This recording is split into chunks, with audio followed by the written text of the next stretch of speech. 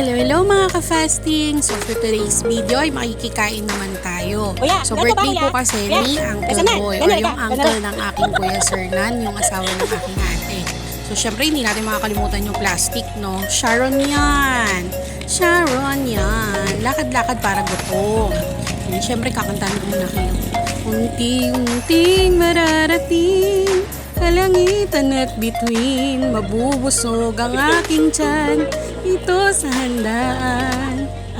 Panis! So ayan, ganyan po tayo magluto dito sa probinsya, no? Kawakawali or talya-talyasi yung kanin and yung ulam. So syempre, kahoy po ang gamit natin dyan. Then yan na nga, pila-pila tayo na, oh. Aming handa. Gutom na ang lola mo. So kain-kain po tayo. Thank you and happy birthday po kay Uncle Boy. Thank you po, thank you. O diba, kain lang, lamon-lamon yan. Lamon-lamon yan. So, pila-pila, ulam, may pansit, kanin, and then, syempre, ayan, kainan na. Mangan lang. Yan, diba, may pansit ako, ulam din. Syempre, yung mga pamangkin ko ay nanggugulo lang dun sa tabi-tabi, no? Ayaw nilang kumain. Nakakaloka, pero syempre, play is life. Diba? Ikot-ikot sila, ikot-ikot. So, yan po yung gawain namin pag manginginain. So, first time kong sumama, pero nakakatuwa rin naman. So, yan, uwian na tayo and nagpabuhat ng aking pamangkin sa aking papa.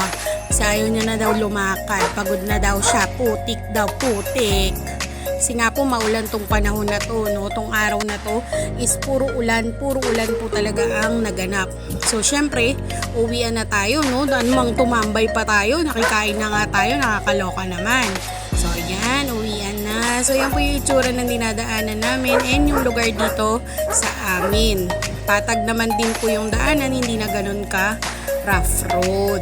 So yan, uwian na kami. And syempre hindi ako nakapagbalot. Huwag nyo na pong hanapin yung plastic.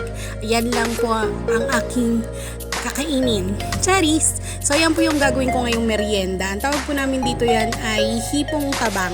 Meron po siyang parang mga mahabang kemi.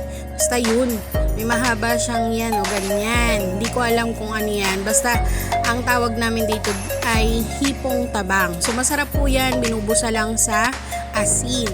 Then syempre samahan natin ng itlog. Kasi nga olats tayo. Itlog na itlog. Itlog. Bilog na bilog. So yun lang po. Mangan la. Pagpalain po tayong lahat ng Panginoon. God bless. Bye-bye!